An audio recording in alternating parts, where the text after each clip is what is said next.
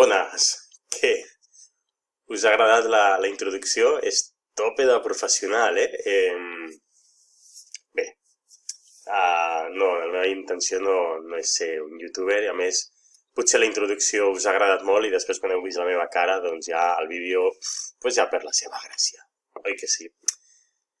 Mireu, la meva intenció és a partir d'ara fer uns vídeos de més o menys uns 15 minuts de duració, o almenys 15 minuts com a màxim, en els que vull explicar-vos una sèrie de coses de biologia. Com que no podem fer classe presencial, doncs jo faig una mica la classe des d'aquí, salvant les dificultats, ¿vale? De manera que en sessions curtetes us explicaria les coses que penso que són més importants del tema per ajudar-vos. Mireu, aquests vídeos són vídeos explicatius, són senzills.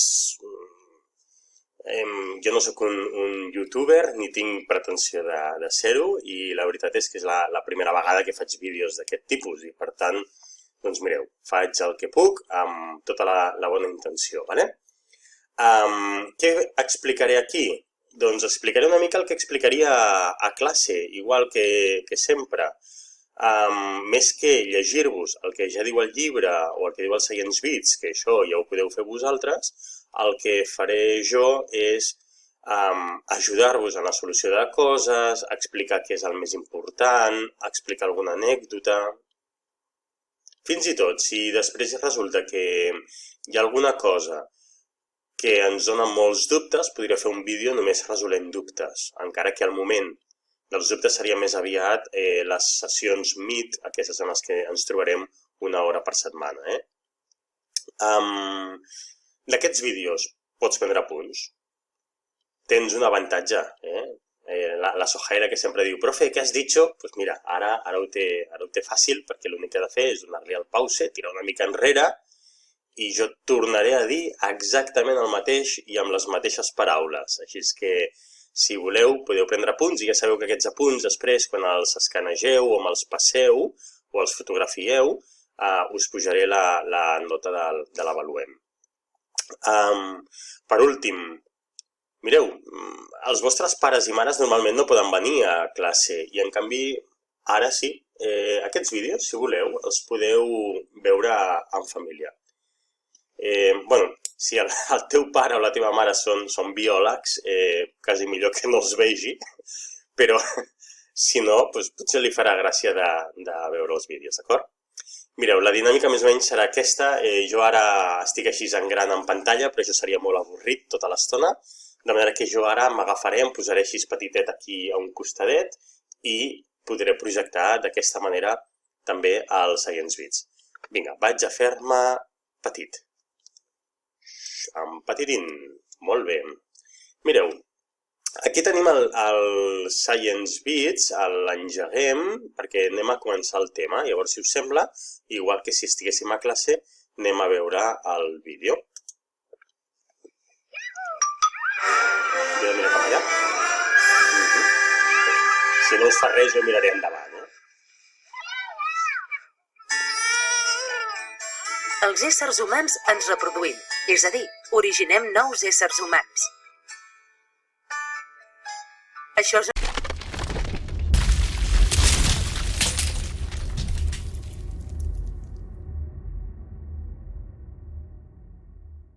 una cosa que tenim en comú amb tots els éssers vius, que també es reprodueixen.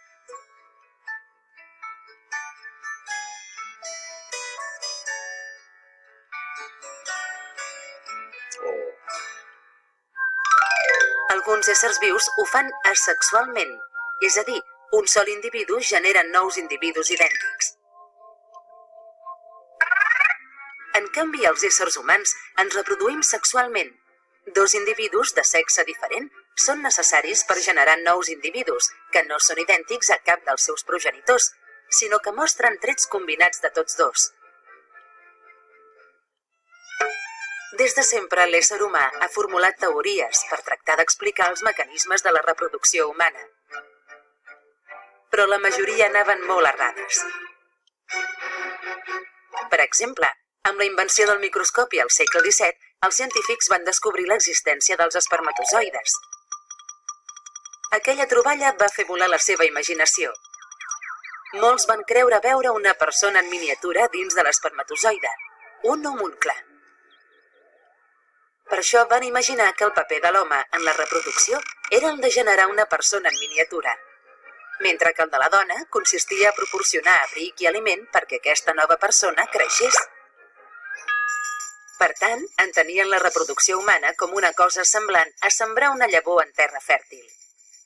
Avui en dia sabem, però, que això no és així. Aleshores, quin paper tenen l'home i la dona en la reproducció humana?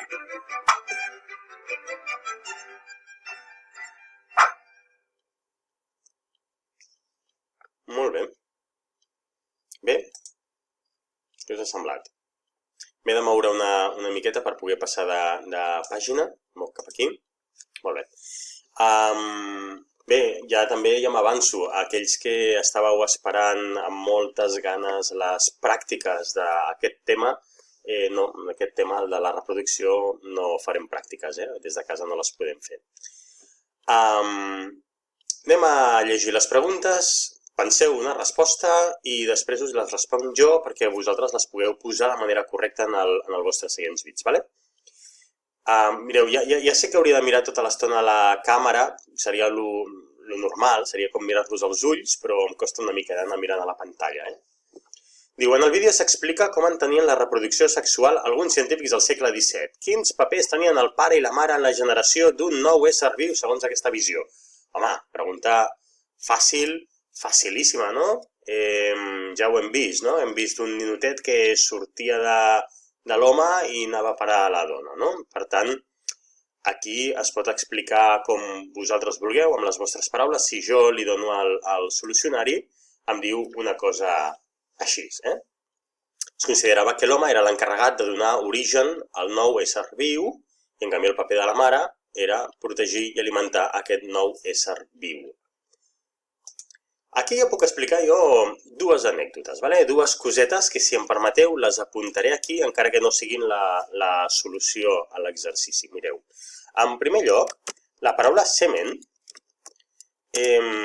si us s'assembla molt a seminario, o seminari en català, que és el lloc on estudien els que volen ser capellans, els que quieren hacer-se cures, i aquestes dues paraules, si us hi fixeu, s'assemblen molt a la paraula castellana, primer catalana, que és llavor, que en castellà és semilla.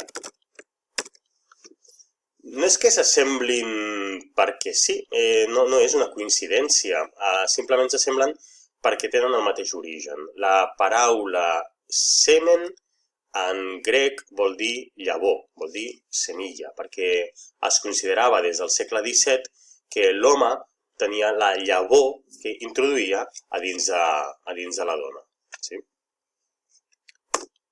Segona curiositat, clar, aquí un tema una mica escabrós, i és el tema de la masturbació masculina. Des de molts sectors i durant molt temps es va considerar que la masturbació masculina, quan un home es masturba, això és un pecat terrible perquè què està fent? Està un munt de nens petitets, un munt de llavors, de criatures petitetes, ja heu vist abans l'espermatozoide, amb un nen a dins, els està traient, no els està posant a dins d'un úter i, per tant, els està condemnant a morir. Està matant milions i milions de possibles nens i, per tant, això era un crim terrible, d'acord? Bé, ja veieu que la meva intenció aquí també és parlar amb total sinceritat, amb total naturalitat de totes les coses, al igual que fèiem a classe, ¿vale?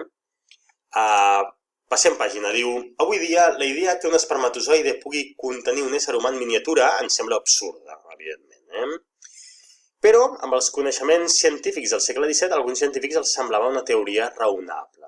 Què ha canviat ara perquè sigui impossible que un espermatozoide contingui un ésser humà? Home, podem dir moltes coses, oi que sí? Una cosa que podem dir als microscopis electrònics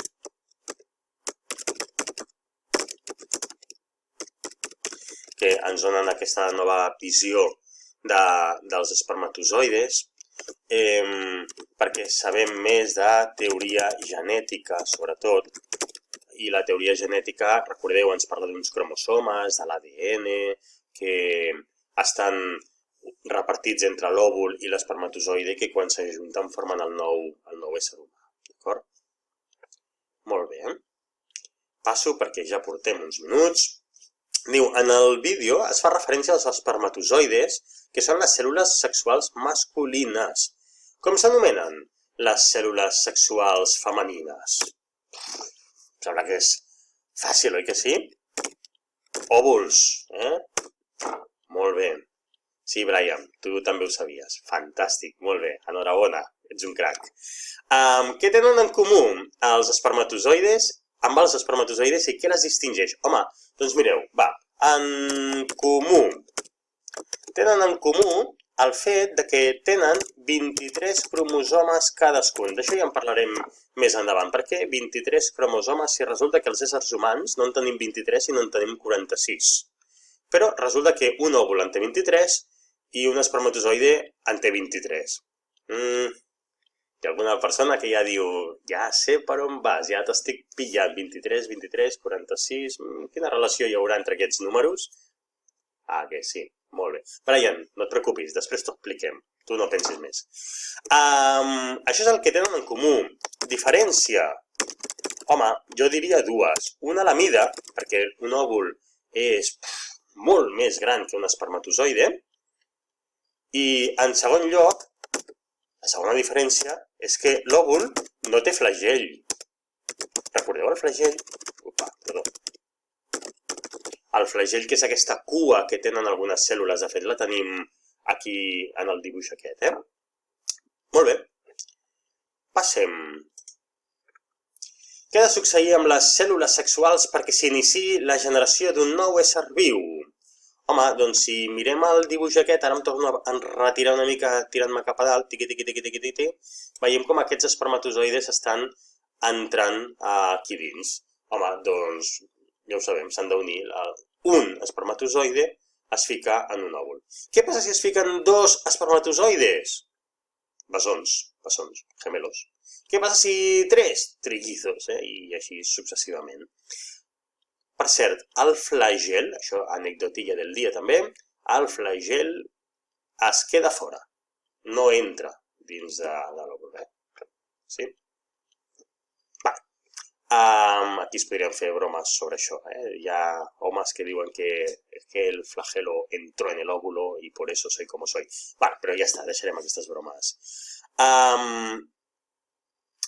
Molt bé, descriu aquest procés utilitzant els termes més precisos que coneguis. Home, doncs va, si hem de fer termes precisos, doncs parlarem de la fecundació, en primer lloc,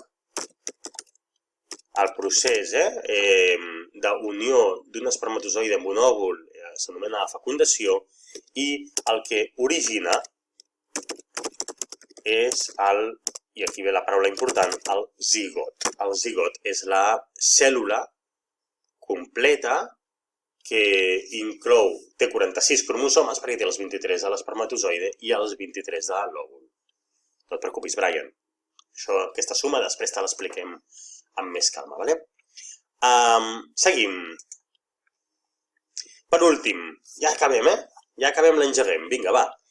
Diu, quins són els papers del pare i la mare en el procés de reproducció segons el coneixement científic actual? Bé, fàcil, no? I si ho volem comparar amb l'antiguitat, doncs també ara ja sabem que tant el pare com la mare són els responsables de la fecundació. Cadascú aporta la meitat del que serà el nou individu. La meitat. Per cert, tercera anecdotilla. El sexe, ja ho veurem més endavant, però el sexe, és a dir, si el futur nadó és nen o és nena, això depèn del pare. És a dir, hi ha espermatozoides que són masculins, diguem-ne, que faran un nen, i espermatozoides que són femenins i per tant faran una nena. Molt bé, se'ns acaba el temps. Espero que us hagi agradat aquest vídeo. Si voleu aprovar la signatura, heu de dir Felip, ets un crac en el comentari de YouTube. D'acord? Vinga, fins aviat.